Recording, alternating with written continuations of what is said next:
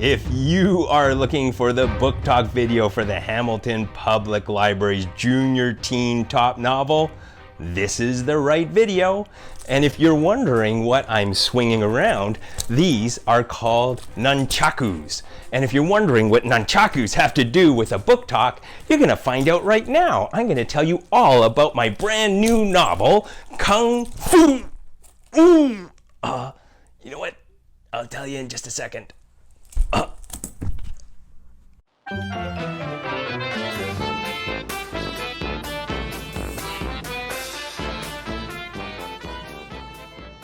Hi, I'm Marty Chan, a kids author and playwright, and I am so happy to be part of the Hamilton Public Library's Junior Teen Top Novel Program. 4 books are nominated, and you get to read those books over the summer and vote on your favorite. And I'm hoping that you vote for Kung Fu Master. Well, in order for you to vote for it, you probably need to know enough about it to want to read it.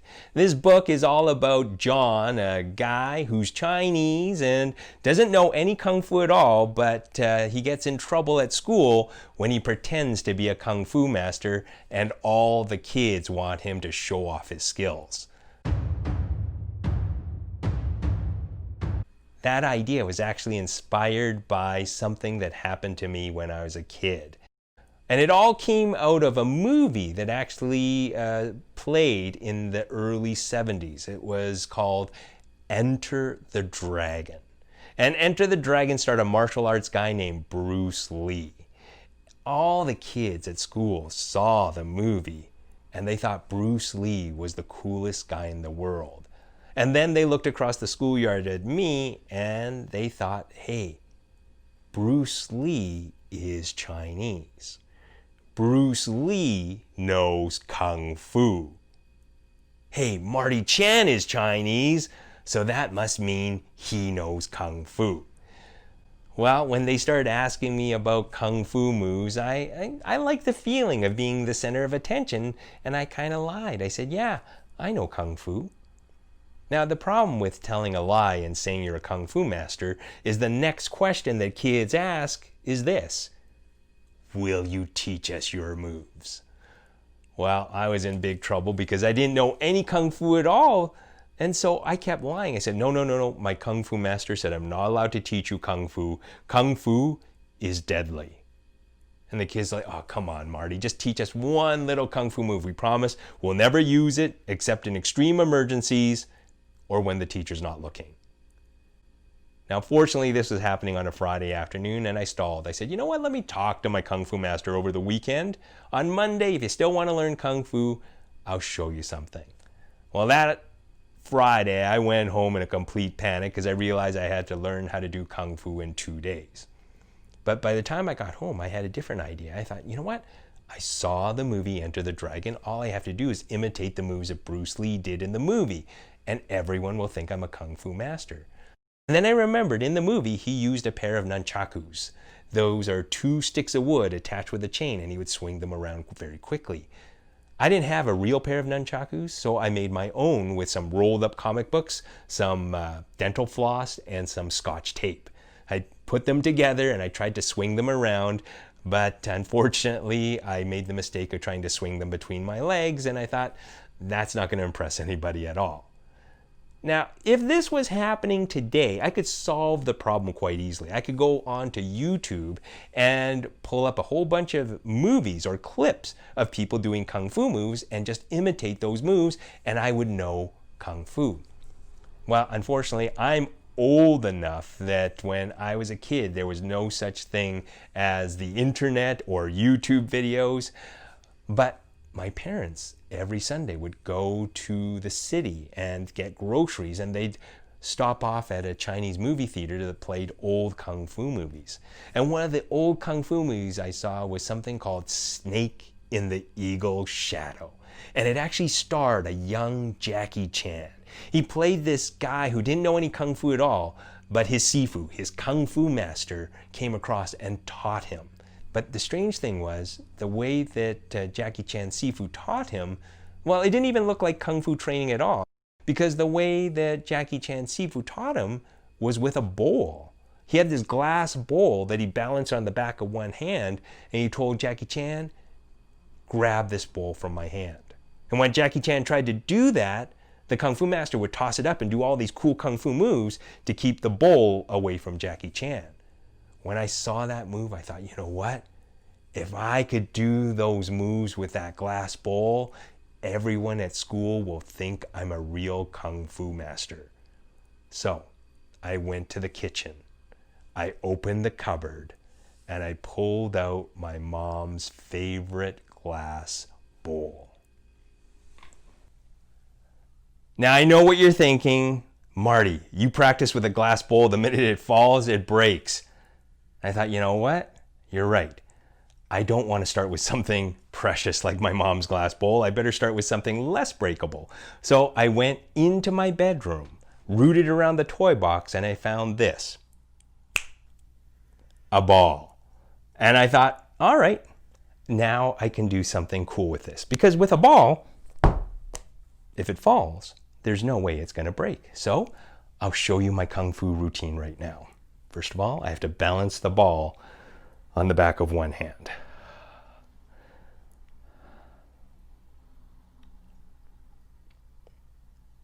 And with my other hand shaped like a snake head, I'm going to shoot it under the ball and catch it on the back of this hand.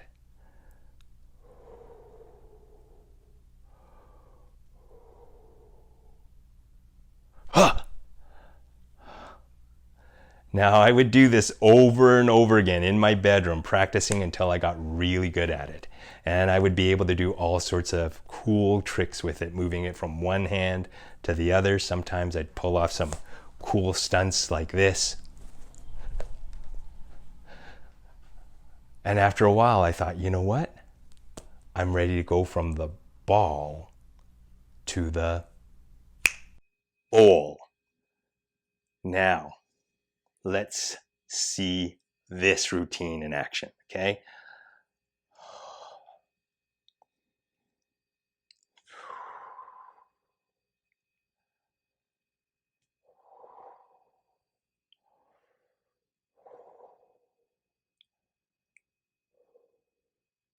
Now, before I do this, I have to warn you, do not do this at home. If you're going to try it, use something other than a glass bowl. Maybe a ball, maybe your stuffy, maybe your cat. No, don't use your cat. Use something non-breakable, okay?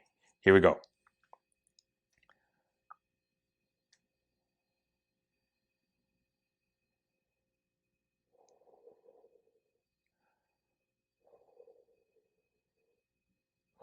You know, it'd be really cool if I just read to you. You guys want to know? You guys want to see? All right. I'm going to do it for real now, okay?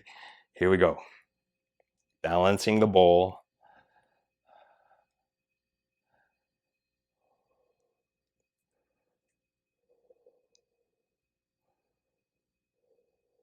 Ha! And there we have it, my Kung Fu routine to impress my friends at school.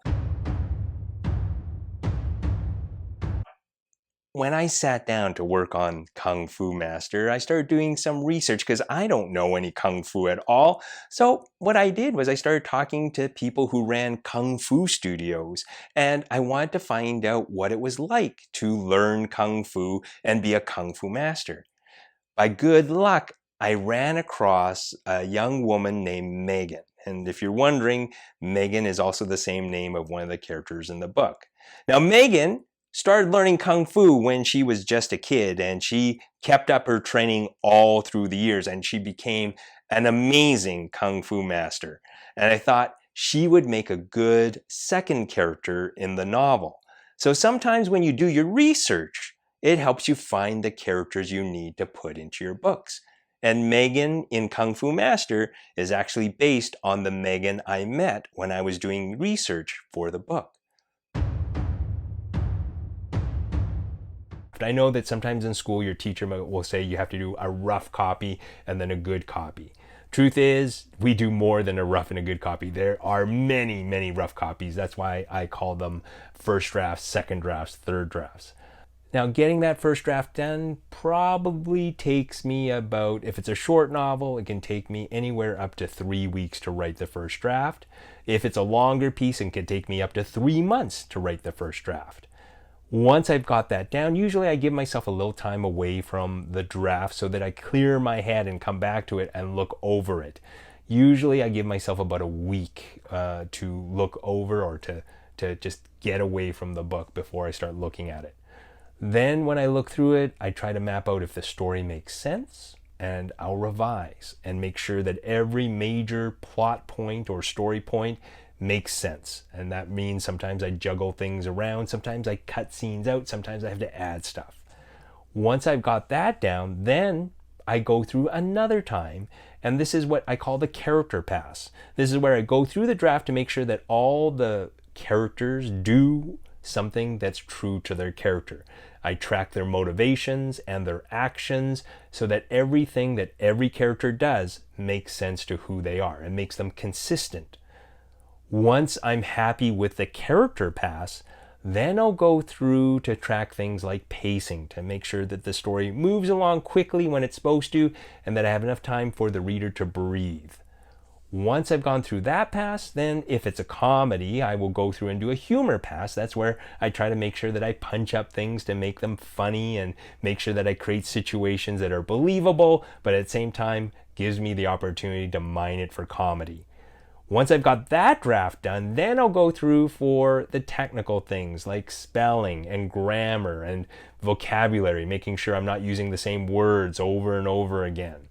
Now that's a lot of drafts that I have to go through before I get to my official draft, the one that I want to show people.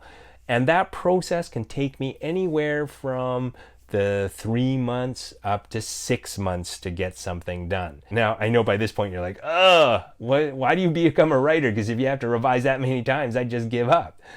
Well, yeah, it is a lot of work, but it's also a lot of fun. If the best way I can compare this is if you play a video game, like Super Mario, my favorite game is Super Mario. You may discover things when you play it a second and a third time, little hidden Easter eggs, little cool things. You wouldn't have discovered them on the first time out. So with revision, I always think of it as a video game. When I go back and revisit the manuscript, the draft, I'll discover hidden treasures that I want to bring to the surface so that it makes the story even more exciting and more fun for the reader. Writer's block is that horrible moment when the writer is working on their story and doesn't know what they're going to write next. If you've hit writer's block, don't feel bad. Every writer will at some point come across a block. They won't know what to write next. What I like to do is I sometimes like to change my location. Maybe I'll go out for a walk, or maybe I will move my laptop computer to a different part of the house so that I change the environment and it changes the way that I see the story, and it helps me get past the writer's block.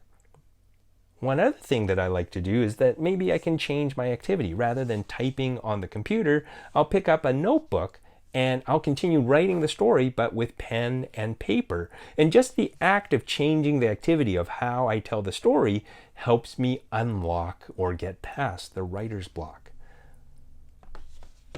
If you have a big problem with writer's block, a distraction can help. Maybe you decide to go for a walk, or maybe you go grab a snack, or in my case, you go play a video game for a couple of hours. Just by doing something that takes your mind off the problem that you have, it allows you to take a breath, get a break, and come back to the story with fresh eyes. The only warning I give you is don't spend too much time playing that video game. Now, obviously, I'd like you to read my book, Kung Fu Master, but now I have a list of 3 other authors' books that I want to read. Well, in this case, 4 other authors. We've got Bloom by Kenneth Opel. Eric Walters and Kathy Kacer teamed up for Broken Strings. Then there's Allison Mills and her novel, Ghost Collector. Those 3 books are now on my list of books to grab from the library or the bookstore and give them a read. In the meanwhile, while I'm waiting for those books to show up on my shelf, I've got a couple of other author recommendations for you.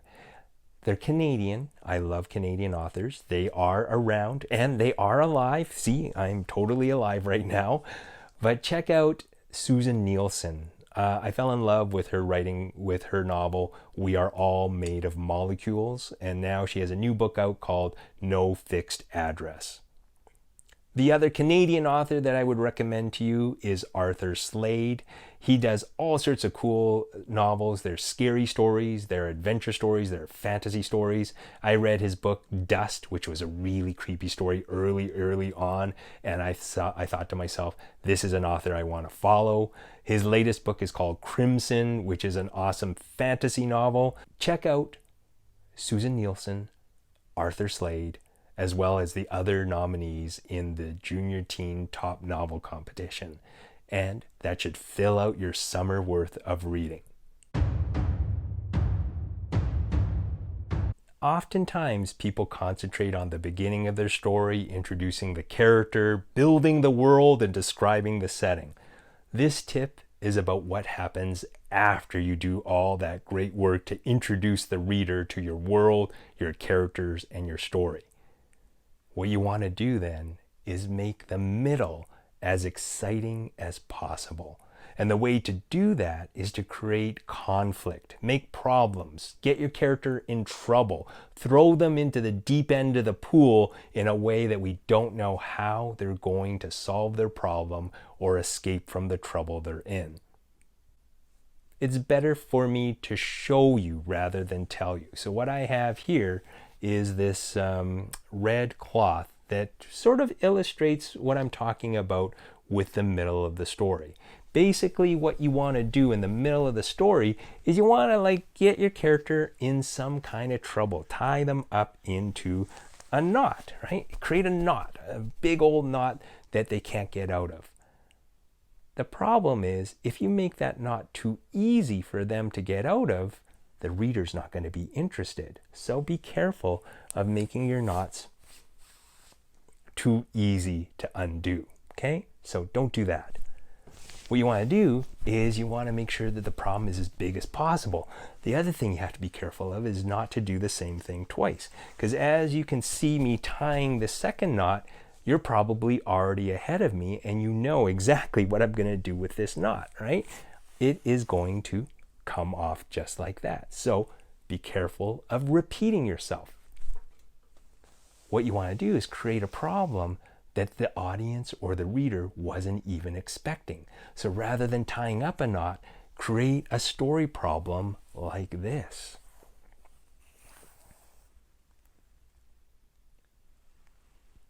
So in this way, the reader actually has no idea how you created those holes in the story. And that makes them want to know what else is going to happen. By making sure that you get your characters in trouble and making those little problems or those points of conflict something different and unexpected, it will keep your readers on their toes and it'll make sure that they turn the page all the way until they get to the end of your story. Keep that in mind as your writing tip and get working on your stories.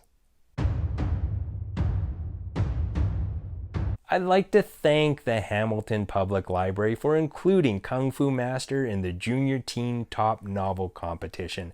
I am honored to be in the same category with these great Canadian writers. And I really hope that you pick up all 4 books and read them through the summer. At the end of the summer, you get a chance to vote, and it doesn't matter which book you vote for as long as it's Kung Fu Master. No, actually, you can vote for any book you want. The important thing is that I hope you keep reading through the summer, because if you read through the summer, it will establish your reading habits and turn you into lifelong readers. And trust me, if you are a reader, you will have the power to change the world. On that note, I hope you enjoyed the video. Have a fantastic summer and get in your votes.